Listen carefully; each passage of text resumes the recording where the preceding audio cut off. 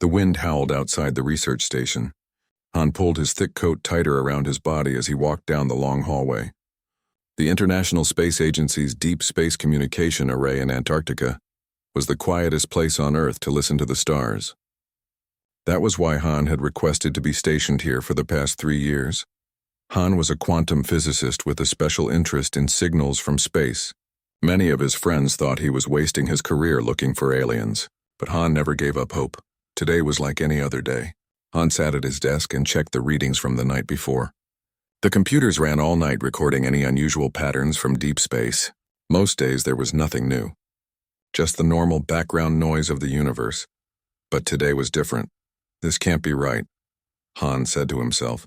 He stared at the screen showing a repeating pattern of signals from the Andromeda galaxy.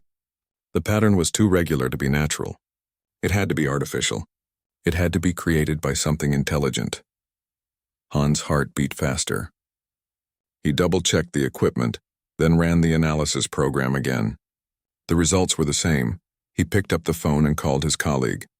Gia, you need to come see this right now, he said. 20 minutes later, Gia stood beside Han, looking at the screen with wide eyes. Are you sure the equipment is working correctly? She asked. I've checked everything 3 times, Han replied. This is real. If you're right, this could be the greatest discovery in human history, Gia said quietly. For the next 2 weeks, Han and Gia worked day and night. They verified the signal was real. They made sure it wasn't coming from a satellite or some other human source. They checked that it wasn't a glitch in their equipment. The pattern continued broadcasting from the same location in Andromeda, and it was changing. At first, it sent simple mathematical sequences, prime numbers, the value of pi, basic constants found throughout the universe. Universal concepts any intelligent species would recognize. Han and Gia reported their findings to the ISA headquarters. Soon, other observatories around the world pointed their equipment toward the same spot in space. They all received the same signal. 3 months after Han's discovery, the signal changed again. Now it contained complex data packets, information dense and clearly artificial. The world's best codebreakers and computer scientists worked to understand it. It's a blueprint, Han said during a video conference with scientists from around the world. They're telling us how to build something. The schematics showed a device unlike anything humans had built before. It used principles of quantum entanglement in ways theoretical physicists had only dreamed about. It would allow instant communication across any distance. World leaders debated what to do. Some were afraid to respond to the aliens. Others wanted to build the device immediately. What if it's a trap? One politician asked during a United Nations emergency meeting. What if it's the greatest opportunity humanity has ever been given? Han replied, in the end, curiosity won. The United Nations created a special project with scientists from every major nation. Han was made the lead scientist. They would build the device. It took 6 months of non-stop work. Parts had to be created that had never existed before. New manufacturing techniques were developed. The device took shape in a special facility built in neutral territory in Switzerland. On the day they turned it on, the world held its breath. News channels broadcast the event live. Han stood before the device, his finger hovering over the activation button. Here goes everything, he said, and pressed the button. The machine hummed to life. Lights blinked in complex patterns. For a moment, nothing else happened.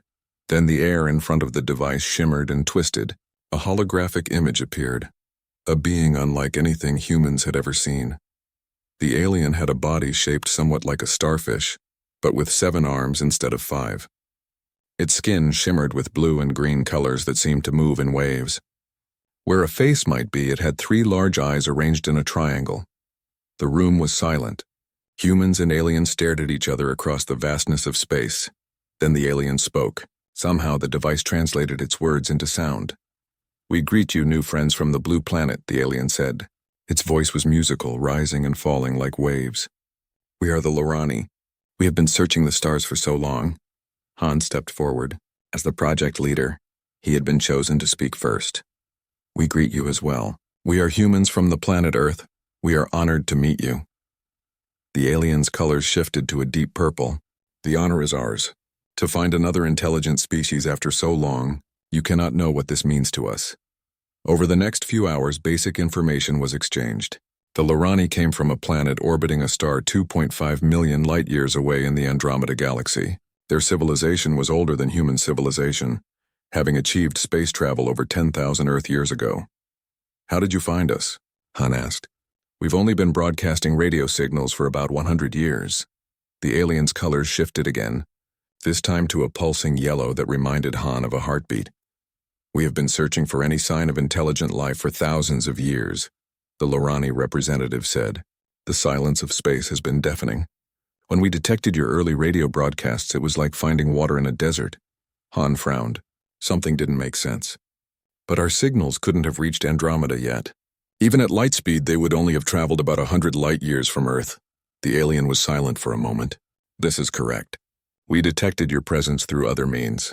There are echoes in space, patterns left behind by civilizations. We have found many such patterns, but never the civilizations that created them. Until now." Gia, who had been quietly taking notes, looked up. "What kind of patterns?" "Changes in star formations. Unusual energy readings. Artifacts floating in the emptiness between stars. For a long time, we thought we were alone in the universe, or perhaps that we had come too late. That other civilizations had risen and fallen long before us." "And now?" Han asked. "And now we have found you, the ones who came first." Han exchanged confused looks with Gia and the other scientists in the room. "I think there's some misunderstanding," Han said carefully. "Human civilization is very young compared to the age of the universe. We've only had advanced technology for a few hundred years." The aliens' colors swirled in what Han would later learn was their equivalent of laughter. "Yes, of course. But your species, your world, there is something special about it. Something we have been trying to understand for a very long time." Before Han could ask more questions, the alien changed the subject, asking about Earth's climate and biology. After the first contact session ended, Han sat in his office replaying the conversation in his mind. The Lorani seemed genuinely excited to find humans, but there was something strange about the way they talked, as if they had expected to find something else. "They said we were the ones who came first," Gia said, interrupting his thoughts. "What did they mean by that?" "I don't know," Han replied, "but I think we need to find out." Over the next few weeks, more communication sessions were held. Diplomatic relations were established between Earth and the Lorani homeworld. Plans were made for scientific exchanges, but Han couldn't shake the feeling that the Lorani weren't telling them everything. Every time he tried to ask about the patterns they had mentioned, the aliens would give vague answers or change the subject. "They're hiding something," he told Gia one night as they reviewed the transcripts of the latest communication. "Or maybe we're just misunderstanding each other," Gia suggested. "They're aliens, after all. Their way of thinking must be very different from ours." Han nodded, but he wasn't convinced. There was a mystery here, and he was determined to solve it. Little did he know that the answer would change humanity's understanding of its place in the universe forever. 6 months after first contact with the Lorani, Earth was a changed place. The knowledge that humans were not alone in the universe had united people in ways no one had thought possible. Old enemies became partners in the new space programs. Countries shared resources and technology. Jin checked her bags one last time. As a xenolinguist with a background in theoretical physics, she had been chosen for the first human delegation to visit the Lorani homeworld. The trip would use the Lorani's quantum translocation technology, a way to travel vast distances instantly. "Are you ready?" asked her colleague, Dr. Park. Jin nodded, though her stomach was tight with nerves. "As ready as I'll ever be to travel 2.5 million light-years in an instant." The human delegation gathered in a large chamber built for the translocation device. 10 humans had been chosen for the mission: scientists, diplomats, and cultural experts. They would stay on the Lorani world for 2 Earth months. "Remember," said the mission leader, "we represent all of humanity now. We are ambassadors for our entire species." Jin touched the small Earth flag on her sleeve. The weight of responsibility felt heavy. The Lorani device activated with a soft hum. The air in front of them shimmered and split open, revealing what looked like a window into another world. Through it, Jin could see a large chamber with high ceilings and walls of shimmering material that seemed to flow like water. Several Lorani waited on the other side. "Step through quickly," instructed their Lorani guide through the communication device. The portal requires significant energy to maintain. Jin took a deep breath and stepped forward. There was a moment of strange sensation, like being unmade and remade, and then she was standing in the Lorani chamber. The rest of the delegation followed. The Lorani homeworld was beautiful and strange. The sky was a deep purple color. The buildings were tall and curved, with no straight lines anywhere. Plants with colors Jin had never seen before grew everywhere, even on the sides of buildings. The Lorani themselves were even more impressive in person. Their star-shaped bodies moved with a flowing grace. The colors on their skin changed constantly, which Jin learned was part of their language. Jin was assigned a Lorani guide named Sung. Unlike the other Lorani, Sung's color patterns were slower and more deliberate, which made it easier for Jin to understand them. "We have prepared living spaces for you that should meet your biological needs," Sung explained as they led Jin to her quarters. "Please tell us if anything is uncomfortable." Jin's room was spacious, with furniture that adjusted its shape based on how she used it. A large window looked out over a city that glittered with lights of all colors. "It's beautiful," Jin said. "We are pleased you find it so," Sung replied. "Tomorrow I will show you our historical archives. Your leaders expressed interest in learning about our past." That night, Jin could hardly sleep. She was on an alien world, breathing air that had been adjusted for human lungs, looking at stars that were not the ones she had grown up under.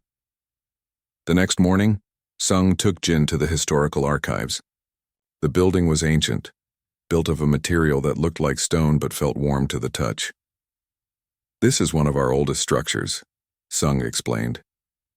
"It has stood for over 5,000 of your years." Inside, the walls displayed moving images, recordings of Lorani history. Jin saw the development of their civilization, from simple beginnings to their current advanced state. But as they moved through the exhibits, Jin noticed something odd. The Lorani technology didn't seem to follow a natural progression. There were jumps, times when they suddenly began using technology that seemed too advanced for their level at that time. "Did your people have help developing some of these technologies?" Jin asked. Sung's colors flickered in a pattern Jin recognized as surprise. "You are perceptive, Jin. Yes, much of our advancement came from studying artifacts left by those who came before." "Left by whom?" "The First Force," Sung said, leading Jin to a new section of the archives. Here the displays showed star maps and strange energy readings. Jin recognized some of the patterns from her physics background. "These are quantum energy signatures," she said, pointing to one display, "but they're on a scale I've never seen before." "These are the echoes of the First Force," Sung explained. "The civilization that seeded the galaxy with the fundamental technologies all species eventually discover." Jin looked closer at the recordings. They showed massive energy signatures that appeared and disappeared throughout the galaxy over millions of years. "When we first achieved space travel," Sung continued, "we discovered artifacts on nearby planets. Tools, machines, data storage devices, all made by the same unknown species. By studying them, we learned to harness quantum energy, to bend space for faster-than-light travel, to extend our lifespans." "And you weren't the only ones?" Jin asked. "No.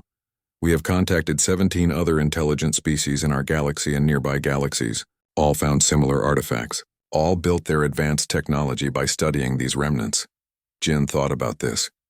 "So this First Force, they explored the entire galaxy? Maybe even beyond?" "Yes, their influence is everywhere. But the civilization itself vanished approximately 50,000 of your years ago. No one knows why. No one knows who they were." Jin felt a chill. An entire civilization, advanced enough to travel between galaxies, just disappeared? "May I see the data about when and where these energy signatures appeared?" she asked. Sung touched a panel and more displays appeared, showing timelines and locations of the mysterious energy readings. As Jin studied the information, a thought began to form in her mind. The earliest readings were concentrated in one part of space, a spiral arm of the Milky Way galaxy, near a yellow star with 8 planets, near Earth. That evening, Jin returned to her quarters and sat on the self-adjusting chair, lost in thought.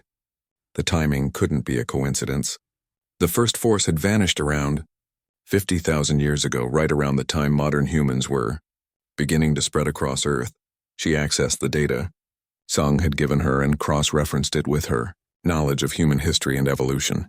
The more she looked, the more connections she found. News of Jin's discovery spread quickly. At first, many scientists, both human and alien, were skeptical. The idea that humans were descendants of the legendary First Force seemed too incredible to be true. "We need more proof," said the leaders of the human delegation. "We need to investigate thoroughly before making any announcements." The Lorani High Council agreed. They called for a joint archaeological expedition to explore more First Force ruins. This time, representatives from 12 different alien species would join the humans. Day, a renowned archaeoastronomist from Earth, was chosen to lead the human team. She had spent her career studying how ancient human civilizations had understood the stars. Now she would study how ancient humans might have traveled to them. "This is the opportunity of a lifetime," she told her assistant Yun, as they packed their equipment. "If Jin is right, we're about to rewrite the entire history of our species." Yun nodded, carefully placing delicate scanning tools in their protective cases. "Do you really think it's possible that our ancestors achieved space travel 50,000 years ago?" "I don't know," Day admitted.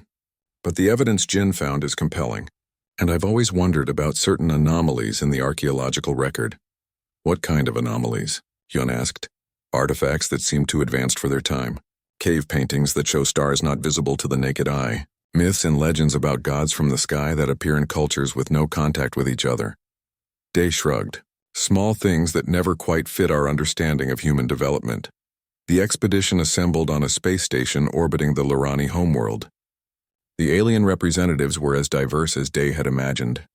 Some had bodies like the star-shaped Lorani. Others walked on 6 legs or floated in protective bubbles or looked almost like giant insects. Communication was handled by advanced translation devices. Despite their physical differences, Day found the alien scientists had much in common with their human counterparts: curiosity, dedication to facts, and excitement about discovery.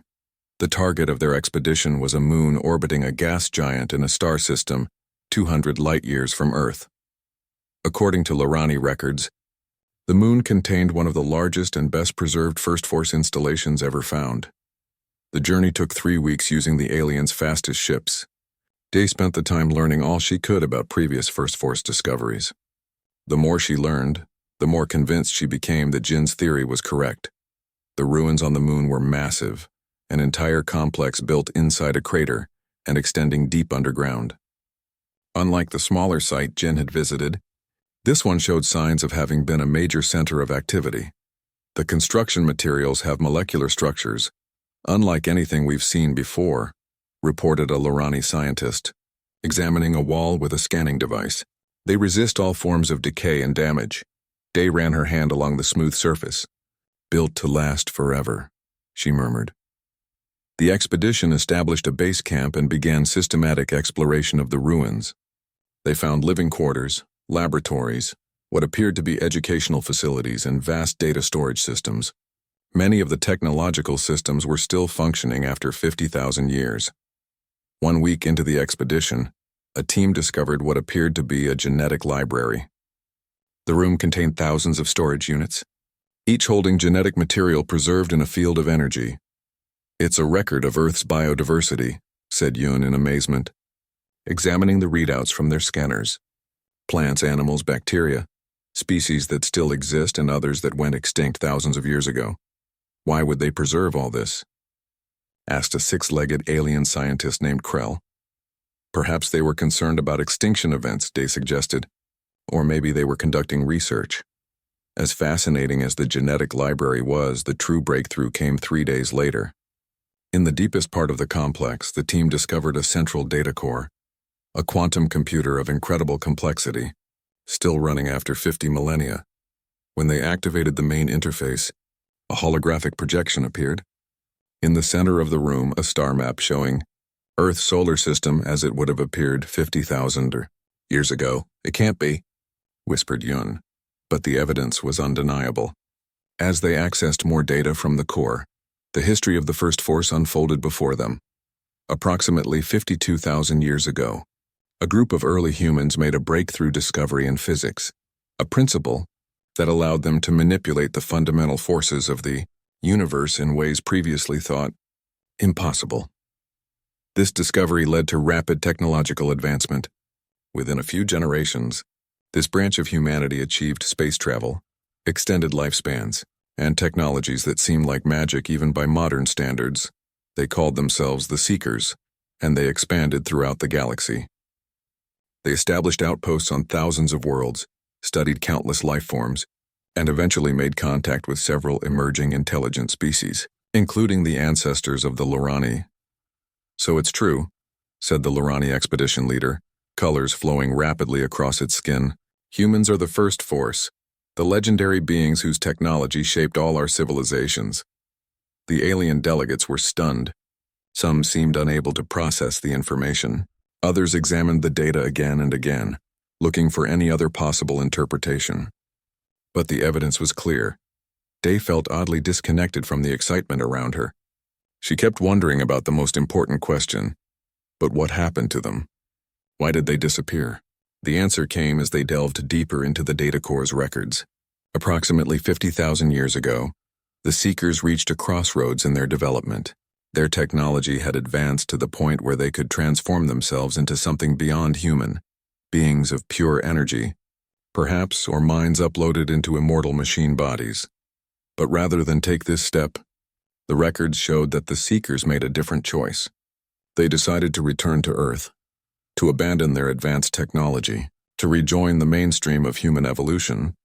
They chose to remain human, Day said softly, reading the translated records. They could have become gods, but they chose to stay human. The final records showed the Seekers implementing their plan. Most returned to Earth, using genetic modifications to allow them to blend in with the rest of humanity. They deliberately erased most evidence of their advanced civilization, leaving only fragments in isolated locations across the galaxy. "But why?" asked Yun. "Why give up so much progress?" Day pointed to a passage in the records. "It says here, 'We have reached the edge of knowledge and glimpsed what lies beyond.' We are not ready. Humanity must develop naturally at its own pace to be prepared for what awaits in the distant future." The implications of this discovery were enormous. Humans were not newcomers to the galactic community. They were the returned children of the most advanced civilization the galaxy had ever known. As word of the discovery spread, the alien representatives looked at their human colleagues with new eyes, with wonder, respect, and perhaps a touch of fear. Day organized the transportation of key artifacts back to Earth for further study.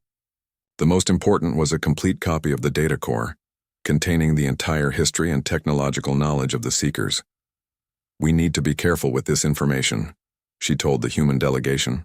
"Our ancestors chose to abandon this technology for a reason. We should understand why before we start using it." Not everyone agreed. Some saw the Seeker technology as humanity's birthright, to be reclaimed as quickly as possible. Others worried about the responsibility such advanced knowledge would bring. The return journey to Earth was filled with tense discussions and debates about how to proceed. Day found herself becoming the voice of caution. "Our ancestors were wise enough to know when to stop," she argued during one heated meeting. "We should learn from their example." When the expedition returned to Earth, they were met with excitement and disbelief. The world's governments quickly established a joint committee to oversee the study of the Seeker artifacts and data. Day was appointed to lead the scientific team. Her first action was to establish strict protocols for accessing the Seeker knowledge. "We will proceed carefully and thoughtfully," she announced, "at the opening of the new research facility built to house the artifacts. This is not a race. This is a journey that will take generations."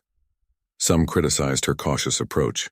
They wanted immediate access to technologies that could solve humanity's problems: clean energy, advanced medicine, space travel. But Day stood firm. The Seekers spent centuries developing their technology. They understood it completely. We can't just jump to the end without learning the lessons they learned along the way.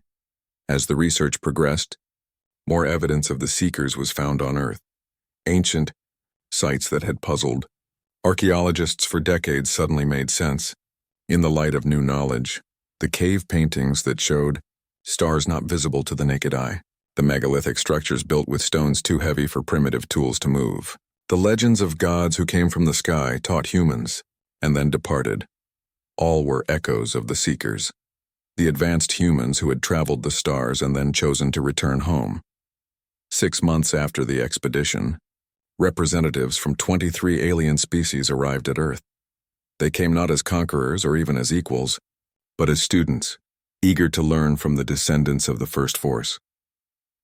While Day led the archaeological expedition, Han had been busy on Earth. The quantum physicist who had first detected the alien signal now led a global initiative to reconcile the Seeker discovery with human history. "We need to understand who we really are," Han told his team. "Our entire understanding of human evolution has been turned upside down." Han's team included archaeologists, geneticists, linguists, and physicists from countries around the world. They re-examined ancient sites across the planet, this time looking for signs of advanced technology that might have been overlooked. The Great Pyramid at Giza, Stonehenge, Göbekli Tepe, the Nazca Lines. Sites that had puzzled researchers for generations were examined with new eyes and new technology. Patterns emerged. Structures once thought to be built over centuries appeared to have been constructed in much shorter time frames. Materials showed evidence of molecular manipulation beyond the capabilities of the supposed builders. Astronomical alignments were precise in ways that should have been impossible without advanced instruments. "They hid their tracks well," said Jun, a geneticist working with Han, "but they couldn't erase everything." Jun had been focusing on the genetic aspect of the mystery. If the Seekers had returned to Earth and integrated with early humans, there should be genetic evidence. "I think I've found something," she told Han one morning, her eyes bright with excitement. "Look at these genetic markers." Han looked at the display showing DNA sequences highlighted in different colors. "What am I looking at?" he asked. "These are samples from modern humans from different parts of the world," Jun explained. "And these highlighted sections show unusual genetic sequences that don't follow normal evolutionary patterns." "What does that mean?" "It means they were engineered," Jun said. "Deliberately added to the human genome about 50,000 years ago." Han leaned closer to the screen. "The time when the Seekers returned to Earth." Jun nodded. "Exactly. And here's the interesting part. These sequences appear to limit certain neural pathways in the brain, pathways associated with abstract thinking and pattern recognition." "They deliberately limited human intelligence?" Han asked, shocked. "Not exactly," Jun said. "More like, they put in safeguards, temporary locks that would gradually break down over thousands of generations. So they wanted humanity to develop slowly." "I think so," Jun agreed. "And look at this." She brought up another display showing a timeline of human technological development. The rate of advancement hasn't been steady. It's been accelerating, especially in the last few centuries. Han saw the pattern immediately. Human progress had been relatively slow for tens of thousands of years, then begun accelerating dramatically around the time of the Industrial Revolution. "The genetic locks are breaking down," he said quietly. "We're becoming more like them." Jun nodded.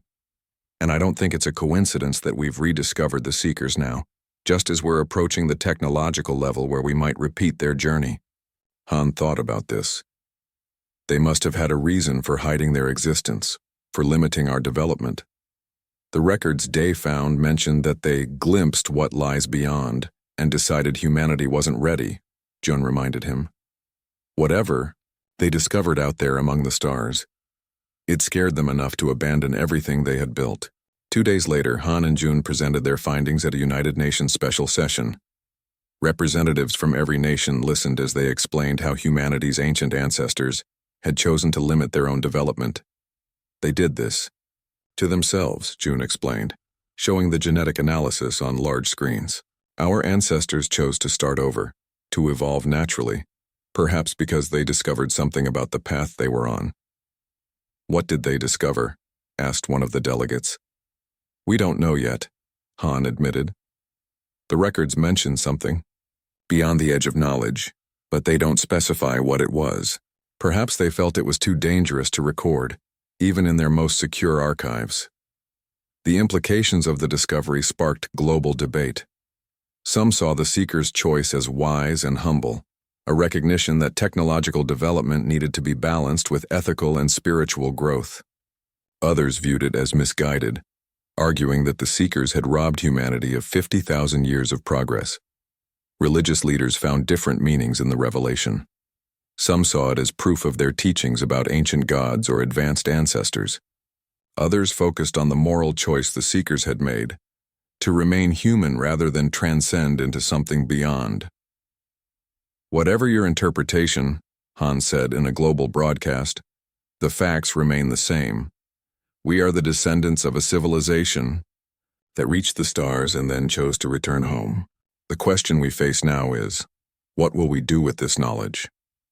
Meanwhile, the alien representatives who had come to Earth watched and listened with great interest. The revelation that humans were descendants of the First Force had transformed galactic politics overnight. Species that had considered themselves far more advanced than humans now sought alliances and partnerships. Trade agreements were signed. Cultural exchanges were established. Human scientists were invited to visit alien worlds, while alien researchers came to study on Earth.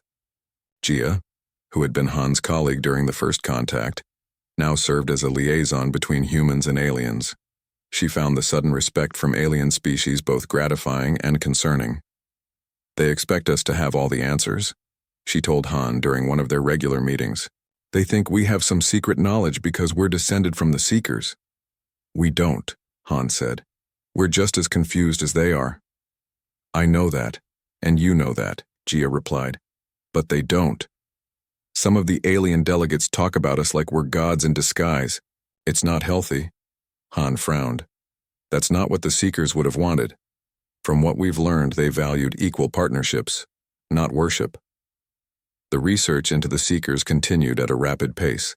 As more data was recovered from the artifacts, a clearer picture of their civilization emerged. They had been explorers and scientists first, more interested in knowledge than conquest. They had helped younger species they encountered, sharing some of their technology while encouraging independent development. But something had changed near the end of their time among the stars. The records became more guarded, with references to the boundary and what waits beyond. I think they reached a point where technology and science no longer had all the answers, Han said to June as they reviewed the latest translations. They found something that made them reconsider their entire approach to existence. Some kind of religious experience? June suggested. Maybe. Or maybe they discovered a scientific truth so profound it had the same effect as a religious revelation. 1 year after the discovery of the Seeker ruins, a new research facility opened in Switzerland. Called the Convergence Center, it brought together human and alien scientists to study the Seeker legacy. Han was appointed as the center's first director. At the opening ceremony, he spoke about the responsibility that came with the Seeker knowledge. We stand at a crossroads similar to the one our ancestors faced 50,000 years ago, he said. We have the opportunity to reclaim the technology they developed, but we must also understand why they chose to abandon it. We must learn not just what they knew, but what they understood. In the years that followed, human society changed in profound ways. The knowledge that humans were descended from an advanced civilization that had deliberately chosen a slower path of development sparked new philosophical and spiritual movements. Some groups advocated for rapid technological development, arguing that humanity had waited long enough.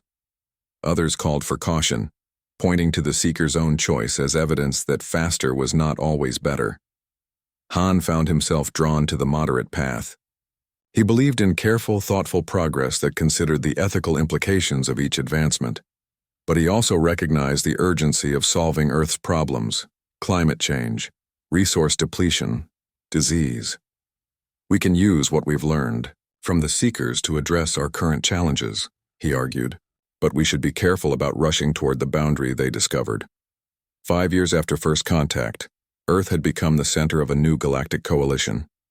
The knowledge recovered from Seeker archives had allowed humans to advance their technology rapidly, though still not to the level the Seekers had achieved. Human ships now traveled between the stars, visiting alien worlds and establishing new connections. Human scientists worked alongside alien researchers to solve common problems. And still, the mystery remained. What had the Seekers discovered that had caused them to turn away from the stars and return to Earth? Han had a theory, but he had shared it with only a few trusted colleagues. He believed the Seekers had glimpsed the true nature of consciousness, had discovered that mind and matter were more deeply connected than current science understood.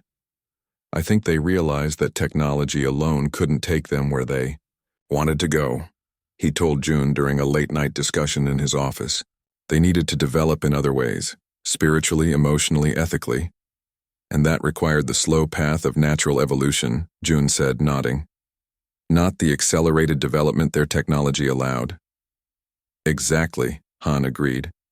They chose to remain fully human, with all our limitations and flaws, because that humanity was precious to them. 5 years had passed since the revelation that changed humanity's understanding of its place in the universe. Earth had become the center of a new galactic coalition, with representatives from 32 alien species now living in the specially constructed Harmony City, near Geneva. Min, the grandchild of Han, walked through the gardens of the Convergence Center. At 25, she had grown up in a world forever changed by the knowledge of humanity's true origins. As a child, she had listened to her grandfather's stories about first contact with the Lorani. Now, as a quantum physicist like him, she led the research team studying the most mysterious aspect of the Seeker legacy. "Are you ready for the test?" asked her colleague Kang. Min nodded, checking the data on her tablet. "The quantum matrix is stable. If this works, we'll finally understand what the Seekers discovered." The heart of their research was an asteroid the Seekers had converted into a vast computing matrix. Discovered in the outer solar system 2 years earlier, the asteroid contained technology far beyond anything humans or their alien allies had developed. Initial analysis suggested it was some kind of quantum supercomputer, designed to process information in ways that defied conventional understanding. But its purpose had remained mysterious until Min had discovered a reference to it in the Seeker archives. The Threshold, a device created to explore the boundary between mind and matter. Today, after months of preparation, they would attempt to activate it. The observatory deck overlooking the asteroid was filled with scientists, both human and alien. Security was tight. Some political and religious leaders had objected to the activation, fearing it might reveal knowledge humanity wasn't ready to handle. "Your grandfather would be proud," Kang said softly. Min smiled sadly. Han had died 2 years earlier, before the asteroid's discovery. His final words to her had been, "Find the truth, but remember to remain human." The activation sequence began. Power flowed into systems dormant for 50,000 years. Lights flickered across the asteroid's surface as ancient machines awakened. "Quantum coherence is stable," reported a technician. "The matrix is accepting our input." Min took a deep breath and sent the activation code. For a moment, nothing happened. Then the space above the asteroid shimmered and twisted. A holographic projection formed, more detailed and lifelike than any technology currently available could produce. The image showed a group of humans dressed in strange clothing. They looked much like modern humans, though their eyes held a depth of wisdom that seemed almost otherworldly. One stepped forward, a woman with dark hair and eyes that seemed to look directly at Min. "Greetings, descendants," the woman said. "If you are viewing this message, you have rediscovered your heritage. We are the ones you may call the Seekers, though we called ourselves simply human." Min felt goosebumps rise on her arms. She was looking at her ancestors from 50,000 years in the past. "We leave this record as both warning and promise," the woman continued. "Our civilization achieved wonders beyond your current imagination. We walked among the stars. We extended our lives for centuries. We reshaped worlds to our liking. But we also discovered the limits of technology and the dangers of advancement without wisdom." The hologram shifted, showing scenes of incredible cities, ships traveling between stars, humans working alongside alien species Min recognized and others she didn't. "We expanded too quickly," the recording continued. "We evolved our technology beyond our wisdom. We reached the edge of understanding and glimpsed what lay beyond, and we were not ready." The image changed again, showing what appeared to be a portal or doorway made of light, with strange energies swirling within it. "This is the threshold," the woman explained, "the boundary between consciousness and reality. We discovered that the universe is not what it appears to be. Consciousness, mind itself, is not merely an emergent property of complex brains, but a fundamental aspect of reality. as fundamental as space and time, perhaps more so. Min leaned forward, fascinated. This aligned with theories she and other physicists had been developing, that consciousness and physical reality were deeply connected in ways science was only beginning to understand. We learned that technology alone could not take us across this threshold. The recording continued. To truly understand the nature of reality, we needed to evolve in other ways, spiritually, emotionally, ethically, ways that could not be rushed or artificially accelerated. The image shifted back to the woman, and so we made our choice. Rather than continue on a path that would transform us into something unrecognizable, we chose to return to our roots, to begin again slowly, naturally. We integrated with our cousins who had remained on Earth. We limited our own children genetically, so they would develop at a natural pace. We left this record, and others like it throughout the galaxy, as guideposts for when you were ready to find them. The knowledge we discovered is neither good nor evil in itself, but how it is used and by whom will determine the future of all conscious life. The hologram showed a final image, a galaxy filled with points of light, each representing a world where seekers had left their mark. The universe has wonders beyond comprehension, the woman said, but they must be approached with patience. When you cross the threshold, and you will in time, you will reshape reality itself. Ensure that you do so with wisdom, compassion, and humility.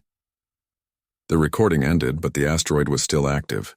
Data began flowing into the research team's computers, the complete records of the seeker civilization, including the knowledge they had discovered about the nature of consciousness and reality. In the days that followed, scientists worked around the clock to understand the information. The picture that emerged was revolutionary.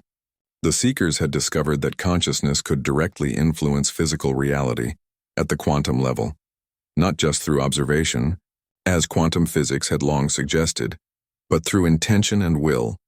They had developed technology that amplified this effect, allowing them to reshape matter and energy with thought alone. They could create or destroy, heal or harm, build or break down simply by directed consciousness. But they had also discovered the responsibility this power brought. If all minds could affect reality, then the development of ethical, compassionate consciousness was as important as technological advancement, perhaps more so. They weren't just scientists, Min explained during a global broadcast explaining the discovery. They were spiritual explorers too. They realized that advancement had to happen on all fronts, technological, ethical, emotional, spiritual, or it would lead to disaster. The revelation transformed galactic civilization. Instead of racing to reclaim the technological heights of the seekers, the coalition of species adopted a new philosophy of measured, ethical advancement. New educational systems were developed that balanced scientific knowledge with emotional and ethical development. Meditation and consciousness exploration techniques became as important as mathematics and physics. Human diplomatic envoys, once viewed as newcomers to the galactic stage, were now sought as advisors by ancient alien civilizations, not because modern humans possessed the knowledge of their ancestors, but because they represented the path chosen by the seekers, a commitment to balanced progress that valued wisdom alongside advancement. 3 months after the activation of the threshold, Min stood at an observation deck overlooking Earth. She had been named the director of the Convergence Center following her breakthrough. Beside her stood representatives from 27 alien species, all contemplating the legacy of humanity, both ancient and modern. "We were never the newcomers," Min said to the gathering. "We were just taking the long way home." An alien diplomat, a Lorani whose colors shifted in patterns of deep respect, turned to her. "For millennia we thought the First Force had abandoned us. Now we understand they were preparing all of us for what lies ahead." Min nodded. "The threshold is not just a technological achievement. It's an evolutionary one. We all need to be ready before we cross it." "And how will we know when we are ready?" asked another alien representative. Min smiled. "I think that's the point. The journey itself is what prepares us. The challenges we face together, the ethical choices we make, the wisdom we develop through experience, these can't be rushed." She looked out at the blue-green planet below them, thinking of all the generations that had lived and died, loved and fought, created and destroyed on its surface. Each had played a part in the long, slow development of humanity. Each had moved the species one small step closer to being ready for what lay beyond the threshold. My grandfather used to say that the greatest achievement of the Seekers wasn't their technology, Min said. It was their humility. They could have become gods, but they chose to remain human. They could have ruled the galaxy, but they chose to guide and serve. The coalition had established new principles for advancement. Guidelines that ensured technological development was matched with ethical considerations and compassionate application. No species would be left behind. No advancement would come at the expense of others. The goal was not dominance but harmony, not just with each other, but with the universe itself. Research into the threshold continued, but without the desperate rush that had characterized earlier scientific advancement.